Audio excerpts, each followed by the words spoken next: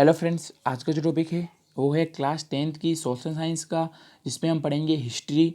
और हम पढ़ रहे हैं चैप्टर नंबर फर्स्ट, जिसका नाम है glorious India from the beginning to 1206 CE। तो ग्लोरियस इंडिया का मतलब होता है स्वर्णिम भारत। तो इस चैप्टर में हम देखेंगे कि हमारे भारत को प्राचीन काल में ग्लोरियस इंडिया क्यों कहा जाता था, क्या रीज़न है हमारे भारत को ग्लोरियस इंडिया कहने का। तो प्राचीन काल में हमारे भारत को जो था वो सोने की चिड़िया कहा जाता था, द गोल्डन बर्ड। तो भारत को जो है वो सोने की चिड़िया क्यों कहा जाता था, मैं उसका रीज़न भी बताऊंगा।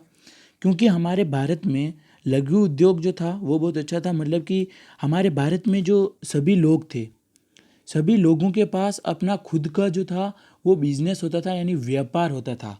तो व्यापार के कारण क्या होता था कि हमारी इंडिया जो भारत है उसको जो था वो इम्पोर्ट नहीं करना पड़ता था, ज़्यादातर एक्सपोर्ट करते थे। कुछ भी जो बिजनेस, सभी के पास बिजनेस था तो कुछ ना कुछ चीज़ें बनाते रहते थे, जिससे कि सारी चीज़ें जो होती थी वो हमारे इंडिया में ही मिल जाती थी, कहीं दूसरे देश से इंपोर्ट करने की ज़रूरत नहीं पड़ती थी। और भारत जो था वो एक्सपोर्ट भी करता था।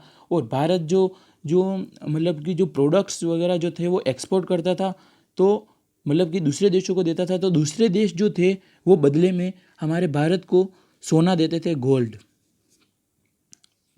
इससे कारण क्या होता है कि हमारे भारत के पास जो गोल्ड जो होता है वो भी बहुत अधिक मात्रा में एकत्रित हो जाता है हमारे भारत में। और प्राचीन काल में हमारा भारत देश जो था वो बहुत ही अमीर देश था। क्या था, हमारा भारत जो था वो अमीर देश था। और जो दूसरे देश वाले जो दूसरे देश के जो दूसरे देश जो थे वो भारत को संपत्ति को छीनना चाहते थे, बहुत कोशिश भी की, बहुत आक्रमण भी किए और धीरे धीरे छीन के भी ले गए। और इसी प्रकार से पहले जो है वो भारत को क्या कहा जाता था, सोने की चिड़िया कहा जाता था। और जो लोग जो थे वो खेती पर भी ज़्यादा ध्यान देते थे प्राचीन काल में। इसी प्रकार से भारत किन किन चीज़ों का एक्सपोर्ट करता था, तो थोड़े बहुत एग्जांपल देखेंगे, जैसे कि गेहूँ, चावल, चीनी, हल्दी, काली मिर्च, सोना, दवाइयाँ, ऐसी बहुत सी चीज़ें थी जिसका निकास करता था। और भारत का जो व्यापार जो था वो बहुत ही अच्छा था। सब लोग व्यापार करते थे, खुद के पास खुद का बिजनेस होता था। बदले में एक्सपोर्ट करते समय जो दूसरे देश जो थे हमें सोना देते थे। इसी कारण हमारे पास, भारत के पास सोना बहुत ज़्यादा हो गया। और सोना और ये सब चीज़ें ज़्यादा होने के कारण हमारा भारत देश जो था वो पहले अमीर देश था।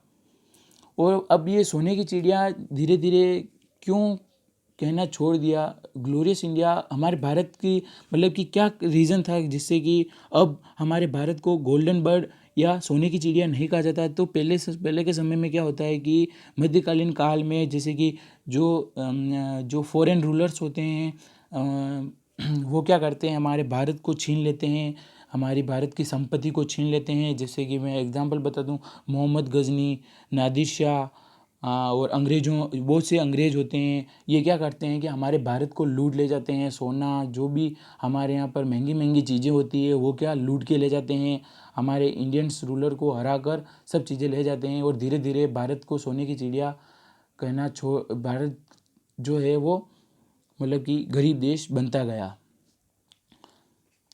तो अब हम चैप्टर की शुरुआत करते हैं। तो in earlier time India was called विश्व गुरु एंड द गोल्डन बर्ड। तो प्राचीन काल में हमारे भारत को जो है वो विश्व गुरु और गोल्डन बर्ड कहा जाता था। विश्व गुरु क्यों विश्व गुरु और गोल्डन बर्ड कहा जाता था, क्योंकि हमारे यहाँ पर व्यापार भी बहुत ज़्यादा होता था और दूसरे देशों से लोग जो थे वो यहाँ पर पढ़ने आते थे। India adopted the thought of Vasudhaiva Kutumbakam. हमारे जो भारत था, भारत ने कैसा कल्चर अडोप्ट कर रखा था, तो वासुदेव कुटुम्बकम। वासुदेव कुटुम्बकम का मतलब होता है संपूर्ण भारत जो है वो एक ही परिवार है। सभी लोग ऐसी भावना लेकर चलते थे कि संपूर्ण भारत जो है वो क्या है, एक ही परिवार है। ऐसा कल्चर हमारे भारत ने अडोप्ट कर रखा था और सभी लोग जो थे वो मिलजुल कर रहते थे पहले।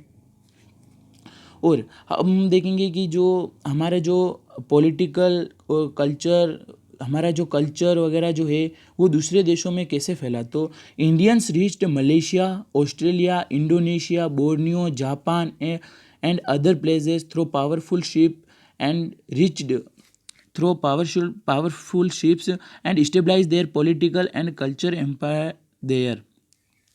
जो हमारे इंडियंस थे यानी जो भारतीय थे वो कहाँ पर पहुँचे? मलेशिया पहुँचे, ऑस्ट्रेलिया पहुँचे, इंडोनेशिया पहुँचे, बोर्नियो गए, जापान गए और ऐसे बहुत से प्लेस थे जहाँ पर गए। किसके द्वारा गए? तो पावरफुल शिप्स के द्वारा गए, जो जहाज़ें होती थी उनके द्वारा गए इन देशों में। तो और वहाँ पर जो है वो स्टेबलाइज़ किया। हमारा जो कल्चर था वो वहाँ पर जो था धीरे धीरे फैलने लगा। हमारा भारत का जो कल्चर था वो दूसरे देशों में भी फैलने लगा, क्योंकि हमारे भारतीय जो थे वो वहाँ पर जाकर बसे थे। और Indus Saraswati civilization and Vedic civilization were prevalent during the time of Ramayana और महाभारत।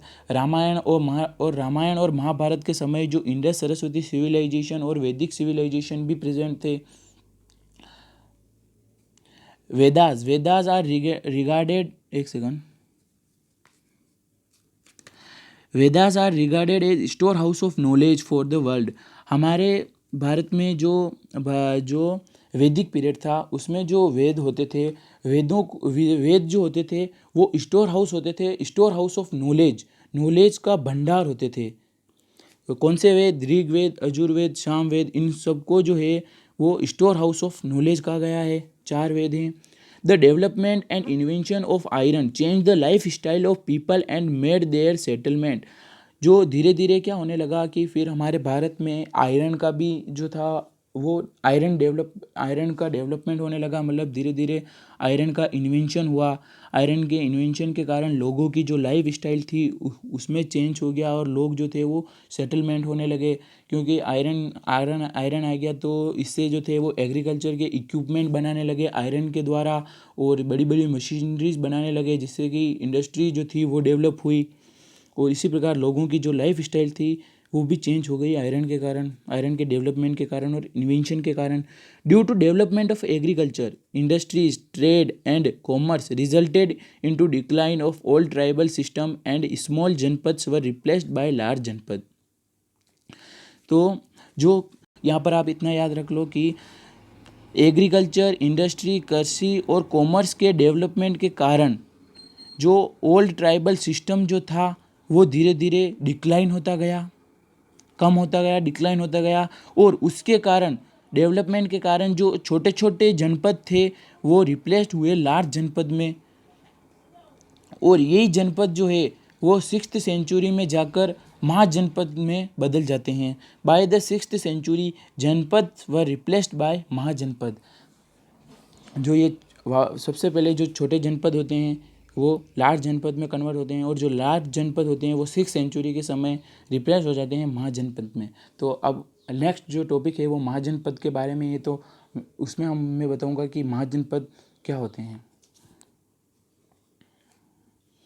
एक छोटा सा क्वेश्चन है, how was India glorious India? Bharat को ग्लोरियस कंट्री क्यों कहा जाता था? तो यहाँ का जो आर्ट था वो बहुत ही फेमस था। भारत को पहले गोल्डन बर्ड कहा जाता था, सोने की चिड़िया कहा जाता था। यहाँ का जो आर्किटेक्चर था वो भी बहुत फेमस था। और प्राचीन काल में रामायण और महाभारत जैसे ग्रंथ प्रेजेंट थे। और ये कुछ उदाहरण है जिनकी वजह से हमारे भारत को ग्लोरियस इंडिया कहा जाता था, क्योंकि हमारे यहाँ का आर्ट अच्छा था। गोल्डन सोने की चिड़िया कहा जाता था, यहाँ पर बहुत सोना पाया जाता था। यहाँ का व्यापार बहुत अच्छा था, सभी लोग जो थे वो कृषि खेती करते थे। और व्यापार अच्छा होता था तो क्या होता था कि जो हमारे यहाँ पर एक्सपोर्ट जो होता था, हमारे यहाँ से जो एक्सपोर्ट होता था, निकास वो बहुत ज़्यादा होता था और इंपोर्ट बहुत कम होता था, जिससे कि हमारे यहाँ पर सोना जो था, सोने की संख्या बढ़ती गई। जो सोना जो था धीरे धीरे हमारे भारत के पास एकत्रित होता गया और भारत जो था वो धीरे धीरे अमीर देश हो गया। इसी के कारण हमारे भारत को जो है वो ग्लोरियस कंट्री कहा जाता है। वो आप अपने मन से भी लिख सकते हैं।